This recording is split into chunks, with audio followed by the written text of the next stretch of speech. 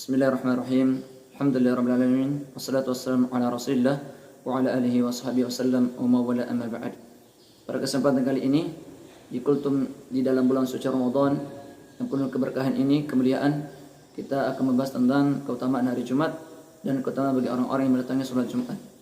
Yang pertama, bahwa sebaik-baik hari di mana matahari terbit darinya adalah hari Jumat. Sebagaimana dalam riwayat Imam Al-Bukhari dan Imam Muslim, khairu yawmin talat alaihi syamsu yaumul jumu'ati fihi khuliqa adam wa fihi udkhilal jannata wa fihi ukhrija minha wa la taqumus sa'atu illa fi yaumil jumu'ati.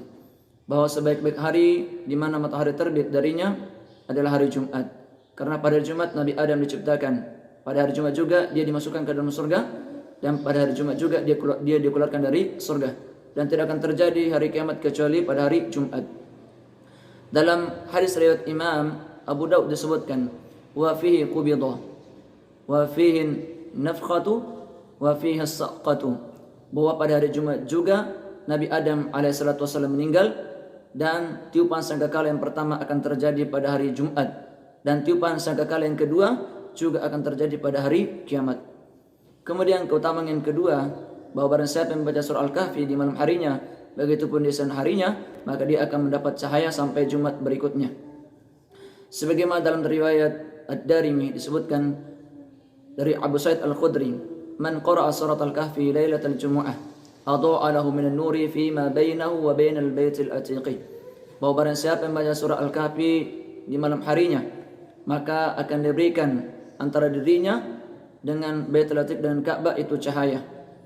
Kemudian dalam riwayat At-Tabrani disebutkan bahwa man qara surat Al-Kahfi fi yaumil jumu'ati adha'a lahu minan nuri ma bainal jum'ataini, barang siapa yang membaca surah Al-Kahfi di siang hari Jumat, maka akan diberikan kepadanya cahaya di antara Jumat berikutnya.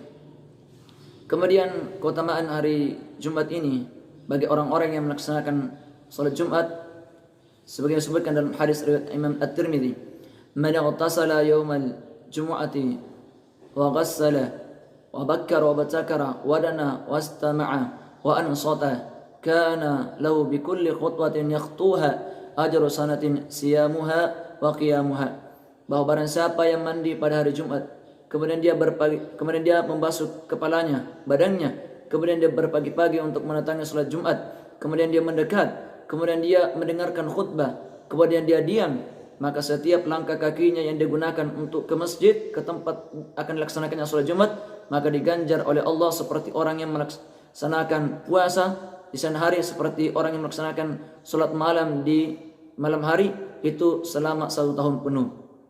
Hadis riwayat Imam At-Tirmidzi. Sedangkan dalam riwayat Imam Muslim disebutkan, man ightasala thumma atal jumu'ata فصلى ما قدر له ثم أنصت حتى يفرغ من خطبته ثم يصلي معه غفر له ما بينه وبين الجمعة الأخرى وفضل 3 أيام. أخرج Imam Muslim. Barang siapa yang mandi, kemudian dia mendatangi salat Jumat, kemudian dia salat 2 rakaat setelah masuk ke tempat dilaksanakannya salat Jumat, ya 2 rakaat, ya, thumma ansat, kemudian dia apa yang ditakdirkan atasnya itu salat 2 rakaat, kemudian dia diam sampai khatib selesai dari khutbahnya, kemudian dia salat bersama mereka, maka akan diampuni dosanya di antara Jumat yang akan datang, dan akan ditambah pengampunan dosanya ini 3 hari, berarti selama 10 hari. Hadis riwayat Imam Muslim. Sedangkan ya, dalam hadis lain tentang keutamaan orang yang mendatangi salat Jumat, Rasulullah SAW, man ightasala yaumal jumu'ati ghusla al-janabati thumma raha faka'annama qarraba badanatan wa man dara fi as-sa'ati ath-thaniyati faka'annama qarraba baqaratan wa man dara fi as-sa'ati ath-thalithati faka'annama qarraba qabshan aqrana wa man dara fi as-sa'ati ar-rabi'ati faka'annama qarraba dajajatan wa man dara fi as-sa'ati al-khamisati faka'annama qarraba baydatan. Fa'idha kharajal imamu hadaratul malaikatu yastami'una dzikrah, bahwa barang siapa yang mendapat hari Jumat kemudian dia mandi, ya, sebagaimana mandinya orang yang mandi junub, maka kemudian mendatangi masjid di mana akan dilaksanakan salat Jumat di awal-awal waktu, maka seperti dia telah bersedekah atau berkurban satu ekor unta. Dan barang siapa yang datang pada waktu-waktu yang kedua, maka dia seperti telah berkurban satu ekor sapi. Dan barang siapa yang datang pada waktu-waktu yang ketiga untuk melaksanakan salat Jumat, maka dia seperti berkurban satu ekor kambing yang bertanduk. Kemudian barang siapa yang datang pada waktu yang keempat untuk melaksanakan salat Jumat, maka dia seperti telah berkurban satu ekor ayam. Dan barang siapa yang datang pada waktu yang kelima, maka dia seperti telah berkurban satu butir telur. Kemudian Nabi SAW mengatakan, jika imam khatib sudah keluar dari rumahnya, sudah naik ke atas mimbar, maka malaikat itu ikut juga mendengarkan khutbah sang imam. Sedangkan dalam riwayat lain disebutkan, idza kana yaumul jumu'ati kana ala kulli babin min abwabil masjidil malaikatu yaktubuna al-awwala fal-awwala fa idza jalasa al-imamu tawwa suhufa wa ja'u yastami'una adh-dhikra. Bahwa apabila hari Jumat, di setiap pintu masjid, di antara pintu-pintu masjid ada malaikat yang mencatat orang-orang yang datang untuk melaksanakan sholat Jumat yang pertama, kedua, ketiga, selanjutnya. Dan jika imam sudah naik ke atas mimbar untuk berkhutbah, maka malaikat yang ada di pintu-pintu masjid itu menutup catatan mereka, kemudian ikut juga mendengarkan khutbah sang khatib. Kemudian yang keempat di antara keutamaan hari Jumat ini, bahwa adanya waktu mustajab doa bagi orang-orang yang meminta, sebagaimana disebutkan dalam riwayat Imam Al-Bukhari dan Muslim.